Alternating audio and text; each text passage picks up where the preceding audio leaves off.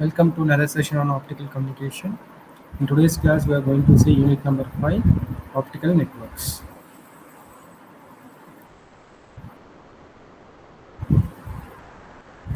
In this presentation,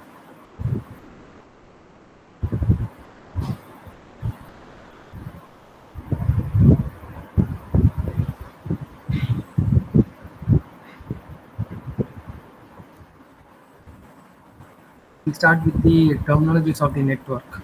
What are the different types of technologies involved in networking? Then we'll switch over on to the optical networking components. So network terminology is that we will be starting with the stations. The stations are devices that are used to communicate the different stations. Like it could be your users, it could be your base stations, it could be your internet routers, it could be your nodes or any points. So stations are devices that network subscribers use to communicate. A network is a collection of interconnected stations. And we are familiar with the term called node. A node is a point where one or more communication lines get terminated with each other. So trunking is a transmission line that supports larger traffic loads.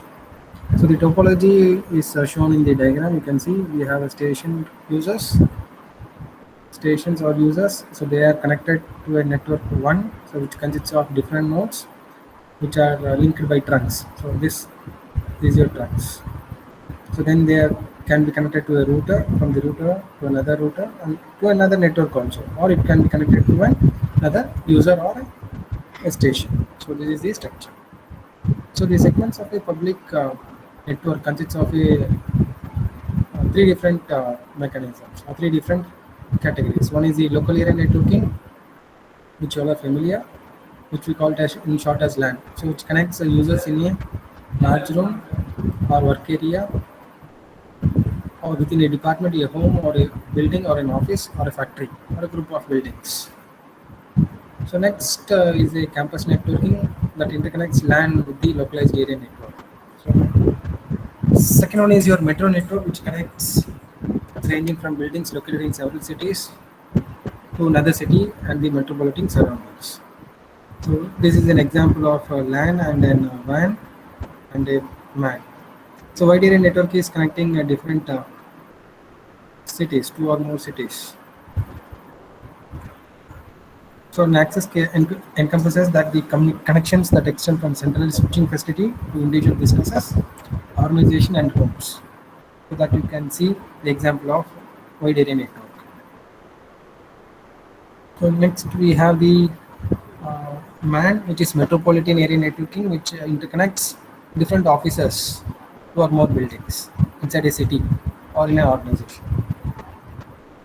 So the protocol stack you all are familiar, which is the OSI model, layer 1, layer 2, layer 3, layer 4, layer 5, layer 6, layer 7, which are meant for physical layer, data link layer, network layer, transport layer, session layer, presentation layer, application layer. So physical layer is responsible for transmitting of bit streams to physical medium. Data link provides data exchange between the peer devices. The network layer is used for routing and information units, which altogether are responsible for the network. Then we have the transport layer. The transport layer provides reliable end-to-end data transmission. Session layer maintains dialogue between the communicating devices. The presentation layer is meant for formatting the data, which type of encoding, which type of encryption or compression is to be used. And last is your application layer, which provides the general services like file transfer, UTP, user transfer, user access, which is the responsibility of the host system. So this is a protocol stack. Next is your networking layer concept, the networking architecture. The general physical arrangement and the operational characteristics of communicating equipment together with a common set of communication protocols is a network architecture. The protocol is a set of rules and regulations that governs the generation, formatting, control, exchange, and interpretation of information sent through a telecommunication network that is stored in database. It is a protocol. So protocol stack subdivides a protocol into a number of individual layers that are manageable and comprehensible size. The optical layer is a wavelength-based concept that lies just above the physical layer. So the physical layer provides a physical connection between the two nodes, as you can see in the diagram. So where the optical layer provides light path services over the link. The optical layer process includes the wavelength multiplexing, adding and dropping wavelengths and support of optical switching. You can see the SONET or SDH nodes which are exactly replicated for the optical layer in the diagram. Next is an important concept of SONET, which is synchronous optical networks.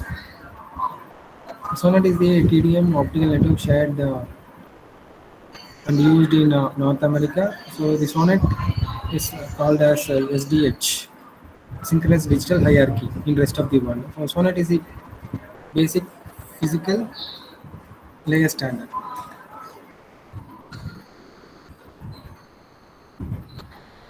Other data types such as ATM, IP can be transmitted over SONET. The OC1 consists of 810 bytes over 125 microseconds, whereas the OCN model consists of 810 bytes over 125 microseconds. So the linear multiplexing and demultiplexing is possible with the add drop multiplexers.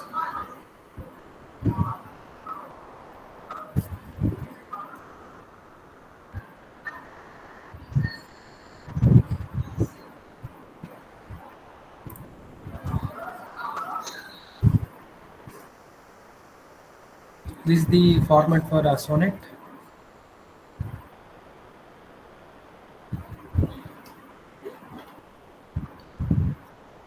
The SONET or the SDH standards enable the interconnection of fiber optic transmission equipment from various vendors through multiple owner trunk networks. The basic transmission bit rate of the basic SONET is STS1, which is given by 90 bytes per row into 9 rows per frame into 8 bytes into divided by the 125 microseconds per frame. So which approximately for the STS1 we get 51.84 megabits per second. So the SDH basic rate will be around 155.52 megabits per second. So you can see the basic formats as shown in this diagram. 90 cross n, 9 rows, section and line overhead 3 cross n, path overload n columns, and SPE of 87 cross n. So the common values of optical communication network and the STM-N is shown in this tabular column for the OCN, the electrical level, and the line rate or the common rate. So it is shown in this tabular column. So the OC stands here. The OC stands here optical carrier. Level 1, level 3, level 12, level 48, level 192, level 768. So next is the SONET airdrop multiplexers. So the SONET ADM is a fully synchronous byte-oriented device that can be used as add or drop optical carrier subchannels with an optical carrier and signaling. So the OC3 and the OC12 signals can be individually added or dropped from an OC48 carrier. So do not confuse this with the wavelength of ADM. That is different, and this is different. This is your add drop multiplexers. You can see we have an OC optical carrier 48 which is being deployed. So the add drop multiplexers are being used. So the OC12 paths and the OC3 path is being given in dotted.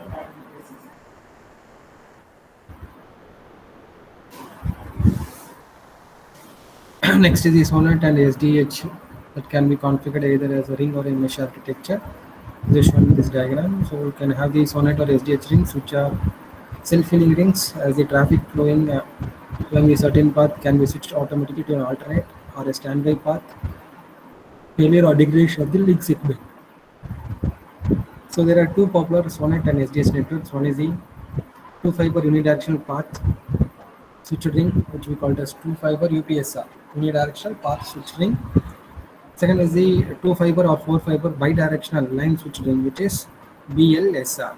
So both are being shown in this diagram. So 2 fiber or 4 fiber bidirectional line switched. We have node 1, node 2, node 3, node 4. All these are interconnected by primary paths and by the secondary paths in dotted. And we have the primary paths as in dashed line, and the dotted lines are your secondary, which is your protection path. Similarly, in the second structure, you can see for UPSR. So one node can act as your transmitter, another node can act as your receiver. So this is the structure of a 2-fiber UPSR basics. You can see from node 1, the data gets transmitted to node 2, then to node 3, then to node 4. Total capacity of optical carrier 12 may be divided into 4 OC streams. The OC is called the path. So the receiver compares the signals received via the primary and protection paths and picks the best one. So constant protection and automatic switching occurs.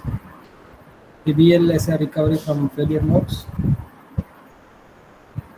is done if a primary ring device fails in either node 3 or node 4. The affected nodes detect a loss of signal condition and switch both primary fibers connecting these nodes to the secondary protection pair. So if the entire node fails or both the primary and protection fibers in a given span are damaged, the adjacent nodes switch the primary path connections to the protection fibers in order to loop traffic back to the previous node. So that is shown in this diagram. Node 1, node 2, node 3, node 4, node 5.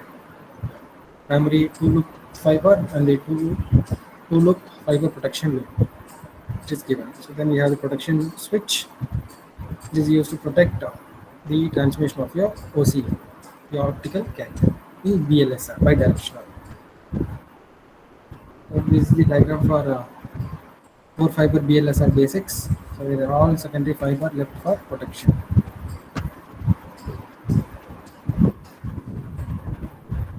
This is how to detect the fault reconfiguration. In case of failure, the secondary fibers put in only the affected nodes. 3 and 4 are used and the other links remain unaffected.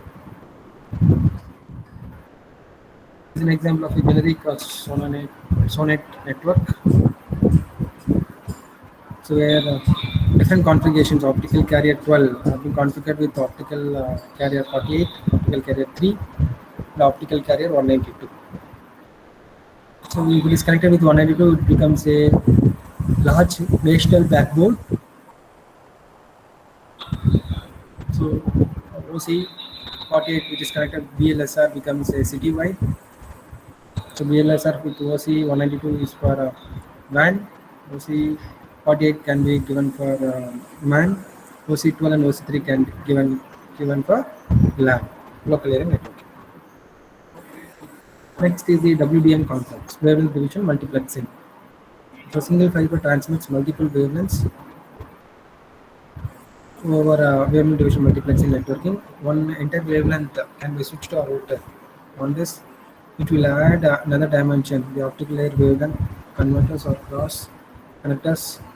All optical networks note that the protocol is independent. So the basic wavelength division multiplexing own architecture is being given by two different concepts. One is the broadcast and select method, next is the wavelength routing. So the broadcast and select method employs passive optical stars or buses for local network applications. Examples are your single hop networks and multi-hop networks. Whereas the wavelength routing employs advanced wavelength routing techniques which enables wavelength reuse, increases the capacity. So in the diagram you can see a star-shaped coupler which is used for single hop broadcast and select WDM concept. So where each transmitter transmits at different fixed wavelengths and receiver will receive all the wavelengths but selects only the desired wavelength. So a multicast or a broadcast service is being supported. So a dynamic coordination with the transmitter, receiver and tunable filters at the receivers are required. So a single hop multicast WDM network where multiple receivers may be listening to the same wavelength simultaneously. The drawback in the single hop WDM networks will be obtained by the number of nodes, which is equal to the number of wavelengths. So the WDM multi-hop architecture is shown 4-node broadcast and select multi-hop network. The reach node transmits a fixed set of wavelengths and fixed set of sequences. Transmitting and receiving will be at fixed wavelengths. So we have lambda 1, lambda 2 for 1, lambda 3, lambda 4 for 2, lambda 1, lambda 3 for 3, lambda 2, lambda 4 for 4, and the return path of lambda 5, lambda 7 for 1, lambda 6, lambda 8 for 2, lambda 3, lambda 1 for lambda 5, lambda 6 for 3, and lambda 7, lambda 8 for 4. So this is your architecture. This is your data pocket. So in multi-hop network, the source and destination information is embedded in the header. You can see in the header, this header will contain all the source information, source identifier, and the destination identifier, and the other control bits. In the information packet, we have the data field where the information data is present. Example is your ATM or synchronous transfer mode. Next is your shuffle net, which is a popular multi-hop topology. A column shuffle, the two-column shuffle with net maximum 2 cross 2 minus 1. So which is 3 hops between any 2 nodes. If there are 4 nodes, there will be 3 hops. You can see in the diagram. So node 1, 2, 3, 4, 5, 6, 7, 8, and then 1, 2, 3, 4 at the receiver. So the number of hops which corresponds to this will be 4. Since it is 4, 2 cross 2, 4, then it will be 2 cross 2 minus 1, which is 3 hops between any 2 nodes. Next is the wavelength routing. So the wavelength routing node is being worked on by the wavelength reuse factor, the wavelength routing, and the wavelength conversion. So where the wavelength routing requires optical switches, cross products, are shown in the diagram. So next we have the optical add dot multiplexing, as we have seen, OADM, so which allows the insertion or extraction of one or more wavelengths from a fiber network node.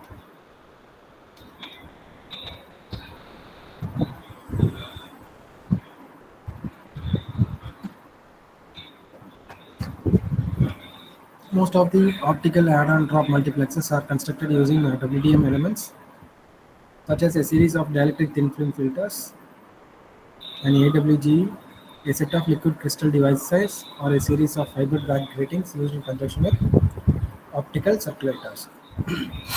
The OADM architecture depends on factors such as the number of wavelengths to be dropped or added.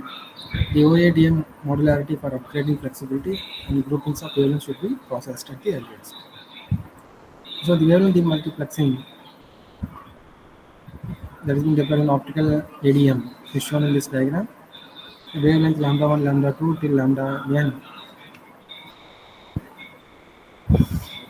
is being shown. So which are being multiplexed over different wavelengths. Then by using wavelength multiplexer, it is given to lambda 1, lambda 2 till lambda n. So next is the reconfigurable OADM. ROADM can be configured by network operator within minutes from the remote network management console, so which includes wavelength blockers, array of small switches, and wavelength selective switches. So the wavelength dependence is independent of wavelength. It is colorless or it has colorless ports. The ROADM degree is the number of bidirectional multi-wavelength interfaces the device supports. A degree 2 reconfigurable optical add or drop multiplexer will have two bidirectional WDM interfaces, and a degree 4 that supports 4 bidirectional WDM interfaces. Next is the wavelength blocker configuration. This is the simplest configuration used in broadcasting and selection approach. So you can see wavelengths appearing at the optical amplifier, then it is going to optical coupler, then to the wavelength blocker, then from the wavelength blocker it is going to the optical coupler again at the receiver. So wherever we want we can add, or wherever we don't want we can remove or drop out the channels. So So next is the optical bursting switching. So this optical bursting switching provides an efficient solution for sending high-speed bursty traffic over WDM networks. The bursty traffic has long idle times between the busy periods in which a large number of packets arrive from users. So the edge router is being present where users from A to a number of users are being connected to that. Then it is given to the controlling packets. So with the help of the bursting, these are being connected with optical bus switches to the WDM links on a optical bus switching core network. So it is the same reverse of this at the receiver. So here you can see a 12 cross 12 optical cross connector being present where incoming wavelengths can be dropped or routed to any desired outputs. So input fiber 1 is given to the erbium double fiber amplifier CDFS with the demultiplexer 1 2 tunable filters lambda 1 to lambda 4. Then a switch matrix is present. Then it is given to an multiplexer 1 for fiber 1 and multiplexer 2 for fiber 2. Then the RPM dot fiber amplifiers.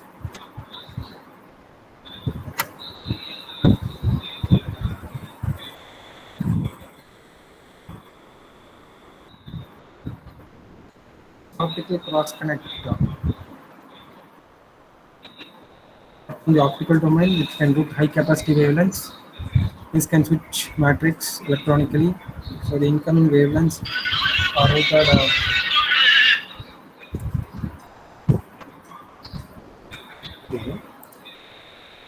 Oh, sorry.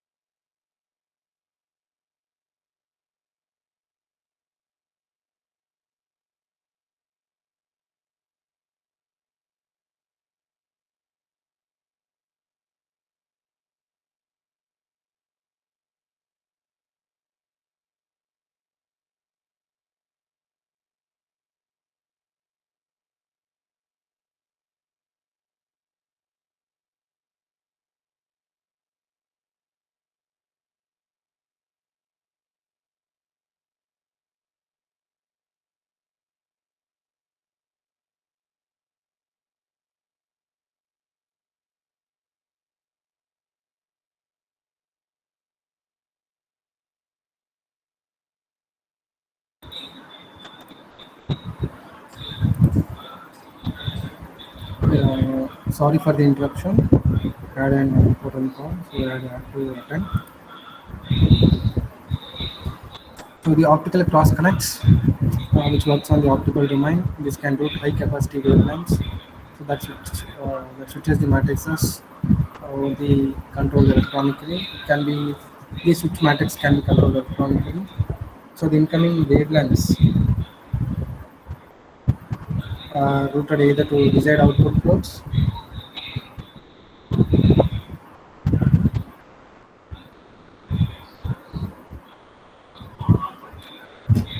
where ports 1 to 8 are being used for output, and for dropping they are being used for 9 to 12.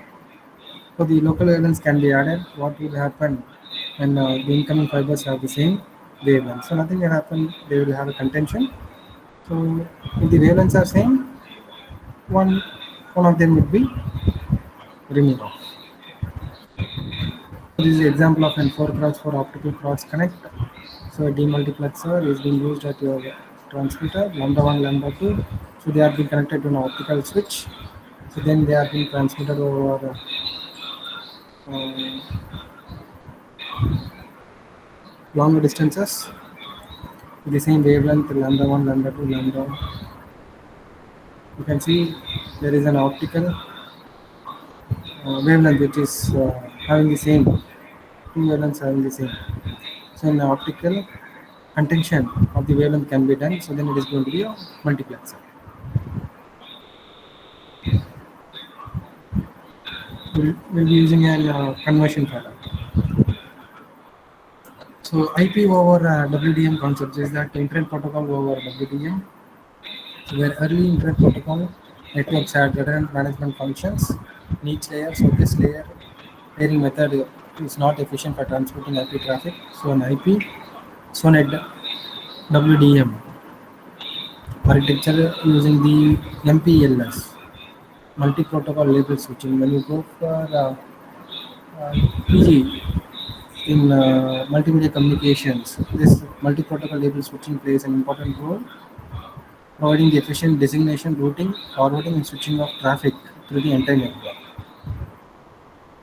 So, Internet Protocol or the MPLS, multiple multi-protocol label switching, is used over the ATMs, asynchronous transfer mode, the SONET or the STH, the optical arbitration layer, which manages the WDM channel setups and takes down some level of link protection and recovery. So this physical layer performs the functions such as optical amplification, wavelength switching, and conversion, and ADM. So that you can see in the three layers. IP is one layer, SONET or SDH another layer, and the DWDM, which is a dense wavelength division multiplexing. Next is the optical Ethernet. So the IEEE has approved the 802.3 AH, which is the Ethernet in the first mile standard, EFM, Ethernet in first mile.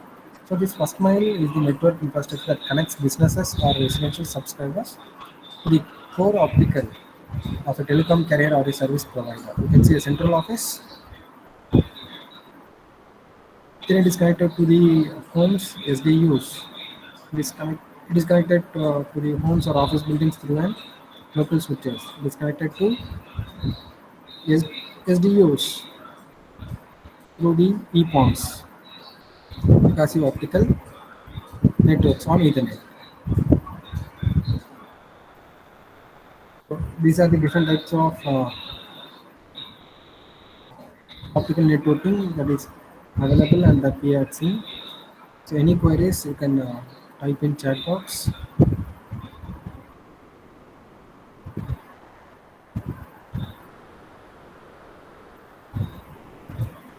Waiting for your queries in the chat box. Anything you can type.